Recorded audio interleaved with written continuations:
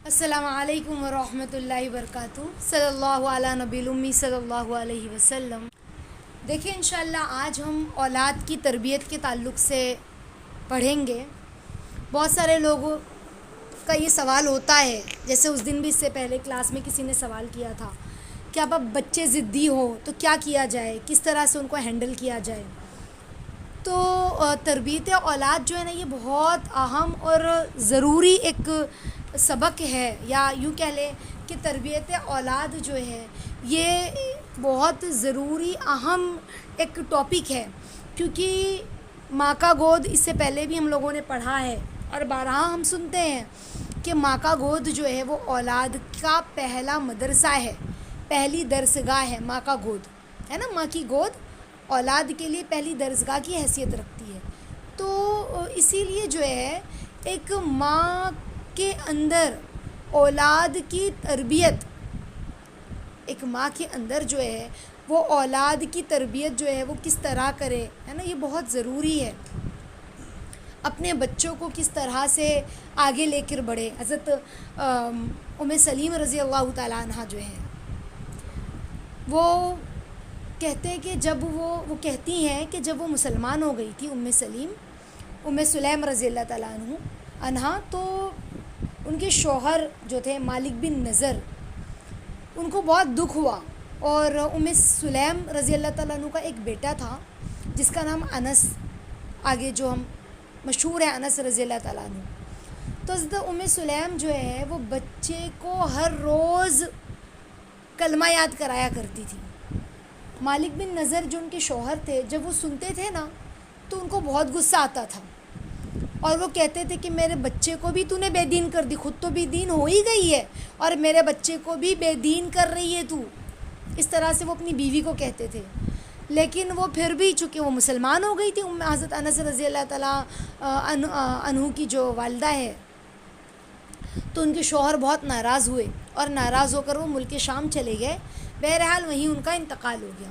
تو پھر حضرت ام سلیم رضی اللہ تعالیٰ عنہ جو ہے وہ اپنے 8 سال کے بیٹے، 8 سال کا بیٹا کتنا بڑا ہوتا ہے، ہمارے گھر میں بچہ وہ ہمارے پڑوس میں یا ہمارے گھر میں یا ہمارے اڑوس پڑوس میں ہم نے دیکھا ہوگا، میرے اعتراف میں 8 سال کا بچہ کتنا بڑا ہوتا ہے.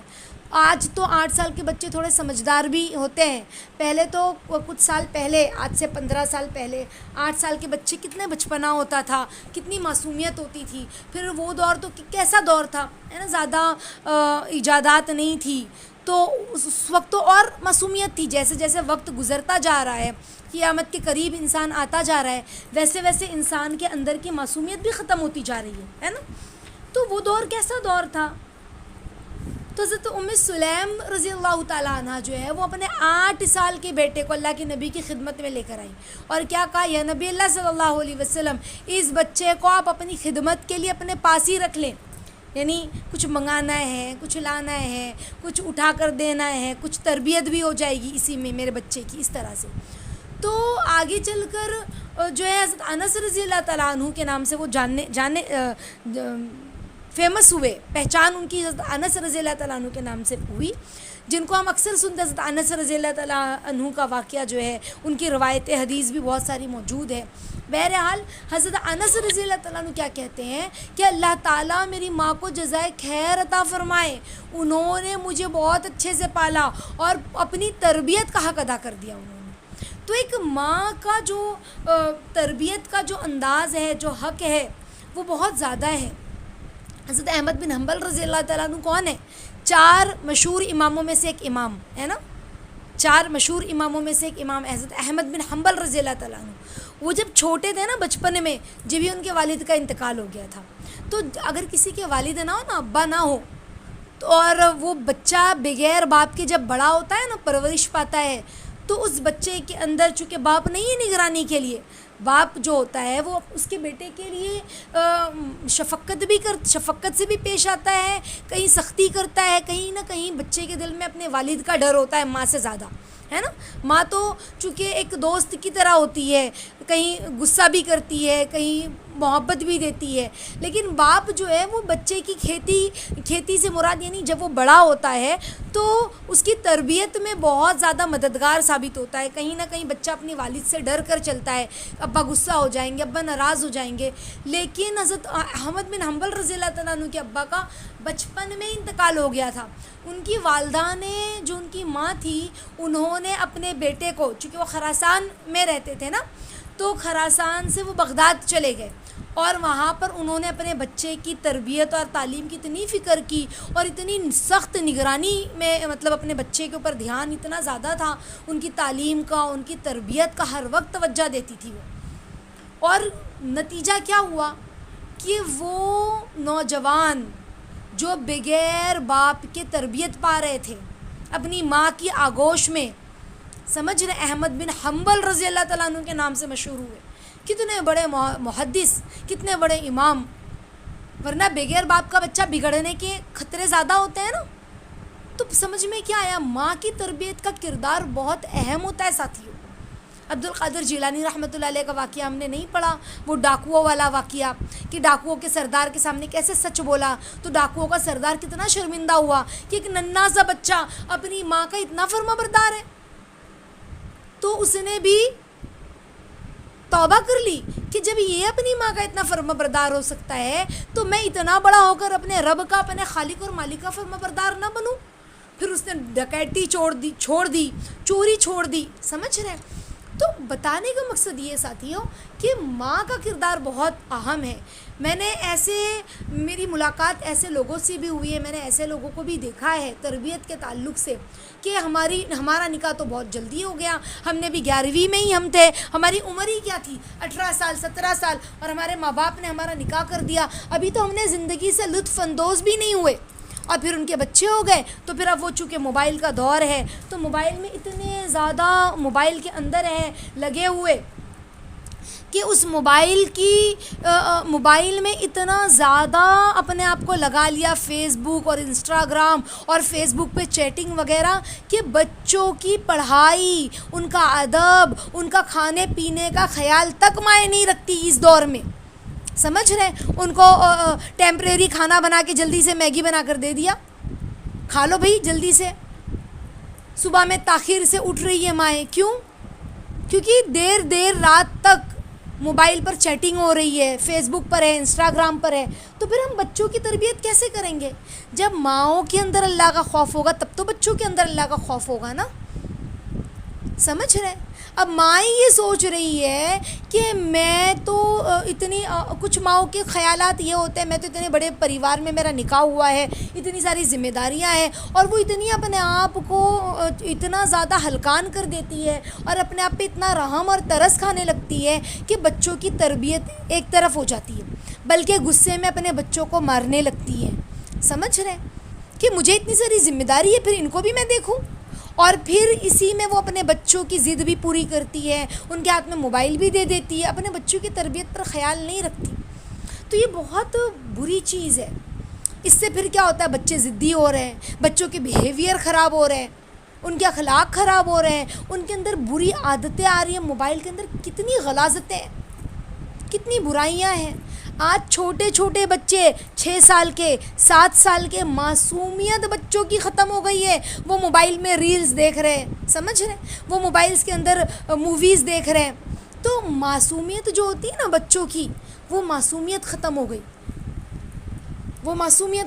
اور پھر بچوں کے اندر جو برائی ہے، جو خباثت اور غلاظت ہے، وہ اندر پنپنے لگی. تو یہ بہت ضروری ہے بچوں کی تربیت، بچوں پر دھیان دینا. ان کے لیے خاص طور پر، اگرچہ ہم بڑی فیملی میں ہیں، اپنے آپ کے اندر جب تک ماؤں کے اندر خود سکون اور اطمینان نہیں ہوگا تب تک کہ وہ بچوں کی تربیت نہیں کر سکتی. جیسے کہ ہم نے اس سے پہلے بھی وقتاً فوقتاً پڑھا ہے کہ جو عورتیں اپنے اوپر رحم کھاتی ہے، وہ دوسروں پر ظلم کرتی ہے.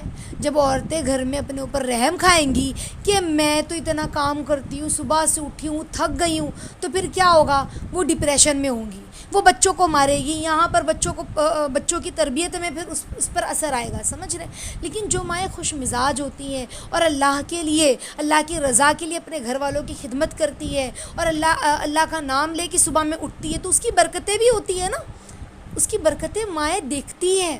سمجھ رہے؟ کیونکہ اللہ کے نام میں بڑی برکت ہے. اللہ کے نام سے اٹھنا، اللہ کے نام سے گھر کا کام شروع کرنا، تو پھر اس سے ذہن میں ایک سکون ہوتا ہے، ٹارچر نہیں ہوتا انسان.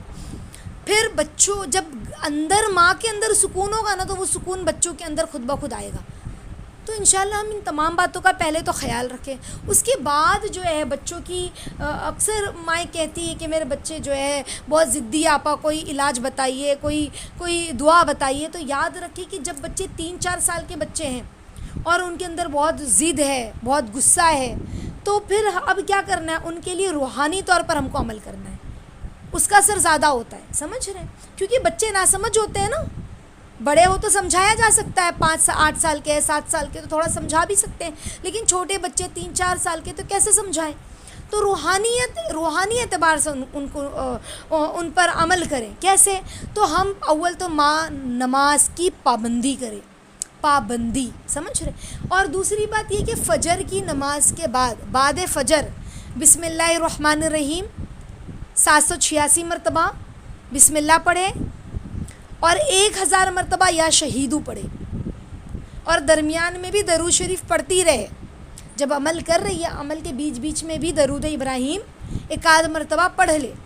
اور شروع میں عمل کرنا جب شروع کیا ہے، شروع میں عدد مرتبہ 3 مرتبہ 7 مرتبہ یا 5 مرتبہ درود ابراہیم، آخر میں 3 5 یا 7 مرتبہ درود ابراہیم پڑھ لے، اور پھر اس کو پانی پہ پڑھ کر بغیر بات کیے دم کر دے. اور وہی پانی مسلسل 40 دن تک کم از کم اپنے بچے کو پلائے. اسی میں پانی ملا کر پلاتے رہے. اسی میں وہ پانی ختم نہیں کرنا ہے. تھوڑا بھی پانی بچا رہے نا تو اسی میں پانی ملا کر بچوں کو پلانا ہے. سمجھ رہے ہیں؟ دوسرا کام مائیں یہ کرے جو چھوٹے بچے ہیں، 3-4 سال کے ہیں، 5 سال کے ہیں، ان کے بچے ضدی ہیں، تو دوسرا کام یہ کرے جب بھی بچہ ضد میں آ جائے تو بچے پر درود شریف پڑھ کر دم کرتے رہیں. درود پڑھتے رہیں، دم کرتے رہیں. سمجھ رہے ہیں؟ تو انشاءاللہ یہ روحانی عمل ہے. اس سے اللہ نے چاہا تو ان کے اندر سے وہ چیزیں نکلے گی. تیسرا کام مائیں یہ کرے کہ جب بچہ روئے نا کسی چیز کے لیے، ضد کرے کسی چیز کے لیے، تو اس کو وہ چیز مت دو. ایسی عادت ہے نا کہ رونے کے بعد جب ہم کوئی چیز مانگیں گے، بچہ کو پتہ ہے، بچے کو معلوم ہی ہے کہ جب ہم کوئی چیز مانگیں گے رونے کے بعد تو کیا ہوگا؟ ہم کو مل جائے گی. تو بچے کے مزاج میں ضد پیدا ہو جاتی ہے. پھر نفسیاتی ڈاکٹر بھی یہی کہتے ہیں نا، ہم کسی نفسیاتی ڈاکٹر کو بھی بتائیں گے نا، وہ بھی یہی کہیں گے. تو بچہ جب رونے لگے نا ساتھی ہو کسی بھی چیز پر، اور وہ چیز رو کے مانگے، تو پھر ہم اس کو وہ چیز نہ دیں. ان کو کہیں کہ تم رو کے کیوں مانگ رہے ہو، تم اصرار کیوں کر رہے ہو. تو پھر بچے کے ذہن میں یہ بات بیٹھ جائے گی کہ کوئی چیز پر اگر میں ضد کروں گا نا تو وہ چیز مجھے نہیں ملے گی. سمجھ رہے؟ تو اگر اس نے ضد کی تو دینا نہیں ہے. تھوڑی تکلیف ہوگی، تھوڑا ہمیں ٹارچر ہونا پڑے گا ان کی رونے سے، ان کو تھوڑا سا برداشت کرنا پڑے گا. سمجھ رہے؟ تھوڑا جھیلنا پڑے گا. لیکن بچے کے دماغ میں تھوڑے دیر بعد، کچھ وقت بعد یہ بات بیٹھ جائے گی، یعنی مزاج میں سے ضدی پن ختم ہو جائے گا انشاءاللہ. آئی بات سمجھ میں؟ تو ہمیں یہ تمام چیزوں کا خیال رکھنا ہے. مائیں کیا ہو رہا ہے، جوائنٹ فیملی میں ہیں یا پھر دیر سے سو کے اٹھی ہیں اور پھر اپنے کام کو نمٹانے میں لگی ہوئی ہیں. چونکہ دیر سے سو کے اٹھی ہیں تو کام بھی نمٹانا ہے، گھر والوں کو کھلانا ہے، شوہر بھی آنے والے ہیں تو جانے والے ہیں تو ان کو ناشتہ دینا ہے، وہ آنے والے تو ان کو کھانا دینا ہے، اور یہاں بچہ بھی ضد کر رہا ہے تو موبائل پکڑا دیا. سمجھ رہے؟ وہ رو رہا ہے، ضد کر رہا ہے تو اس کو چاکلیٹ پکڑا دیا، چپ ہو جا. اس کو معلوم ہے اب میں روؤں گا تو اماں کچھ نہ کچھ مجھے پکڑانے والی ہے. اگر میں روؤں گا یا میں روؤں گی تو اماں مجھے موبائل دے دیں گی چپ کرانے کے لیے. سمجھ رہے؟ تو ہمیں اپنے مائنڈ کو دیکھیے، بچہ اگر ایک بار بگڑ گیا نا تو پھر زندگی بھر کا رونا ہے. سمجھ رہے؟ پھر اس کے بیہیویئر خراب ہونے لگے گا، اس کے اخلاقیات خراب ہونے لگیں گے. اگر وہ ضد میں آ گیا تو پھر ہم اس کو نہیں سمجھا سکتے. اصل جو تربیت ہے نا وہ یہ چھوٹے پن سے ہی ہوتی ہے. 2 سال کا ہے, 1.5 سال کا ہے, 3 سال کا ہے, یہاں سے ہی بچے کی تربیت ہے. استاذہ ہمیشہ کہتی ہے بچہ کوڑا کاغذ ہوتا ہے. ہم لوگوں سے استاذہ کیا کہتی ہے, بچہ جو ہے نا وہ کوڑا کاغذ ہے, تم جو کرو گے اس پہ نقش ہو رہا ہے, تمہیں ایسا لگ رہا ہے وہ نہیں سمجھ پا رہا ہے, وہ سمجھ رہا ہے, اسی لیے وہ ویسا کرتا ہے. سمجھ رہے ہیں؟ دیکھو نا بچہ اگر کوئی منہ بگاڑتا ہے یا کچھ ایسے کرتا ہے تو ہم ہنستے ہیں, تو بچہ سمجھ جاتا ہے کہ میں ایسا کروں گا تو مما ہنسے گی, تو پھر بچہ وہی کرتا ہے. یا چھوٹا بچہ ہے 2-2.5 سال کا ہے, وہ جا کے کسی کو مار رہا ہے یا دانت سے بائٹ کر رہا ہے, کاٹ رہا ہے, تو ماں ہنستی ہے, یا کوئی اور ہنستا ہے گھر میں, تو بچے کو لگتا ہے کہ میں نے بہت اچھا کیا. اب وہ اس کی عادت میں دن بدن اضافہ ہوتا جاتا ہے. سمجھ رہے؟ تو یہ ایک وقت ہے جس میں بچے پہ جو ہم کہیں گے وہ نقش ہوتا جائے گا. تو انشاءاللہ ہمیں کوشش کرنی ہے, بہت زیادہ فکر کرنی ہے, بچے کی ضد کو پورا نہ کریں اور اس طرح سے عمل بھی کریں, عملیات بھی کریں ساتھ میں, اور اللہ رب العزت سے مدد طلب کریں, اپنے آپ کو کول رکھنے کی کوشش کریں, ذکر کریں زیادہ سے زیادہ. جتنا ہم ذکر کریں گے ہمارا دل و دماغ سکون میں رہے گا. ہم خود بھی اپنے آپ کو سکون میں لانا چاہتے ہیں نا, کثرت سے درود شریف پڑھتے ہوئے کام کریں. انشاءاللہ اس کی برکت سے اللہ ہمیں سکون عطا فرمائیں گے. ہر کام سے پہلے بسم اللہ کریں. اللہ رب العزت ہم سب کو کہنے سننے سے زیادہ عمل کی توفیق عطا فرمائے. انشاءاللہ اس بات کو ہم خود بھی سمجھیں, اللہ ہم سب کو سمجھائے, اور جن کے آگے بھی شیئر کریں تاکہ لوگوں کو بھی نفع ہو اس سے, ہے نا. جن کے گھروں میں بچے ہیں جو اس طرح کی غلطیاں کر رہے ہیں, تو اللہ تعالیٰ ہم سب کو اس طرح کی غلطیوں سے بچا اور اپنے بچوں کی تربیت کرنے والا بنائے. ہمارے گھر کو نبوی ماحول, ہے نا, نبوی فضائیں ہمارے گھر میں قائم کر دیا اللہ رب العزت, اور نبوی ماحول جیسا ہمارے گھر میں نبوی ماحول قائم ہو جائے. اللہ رب العزت کہنے سننے سے زیادہ عمل کی توفیق عطا فرمائے. السلام علیکم ورحمۃ اللہ وبرکاتہ.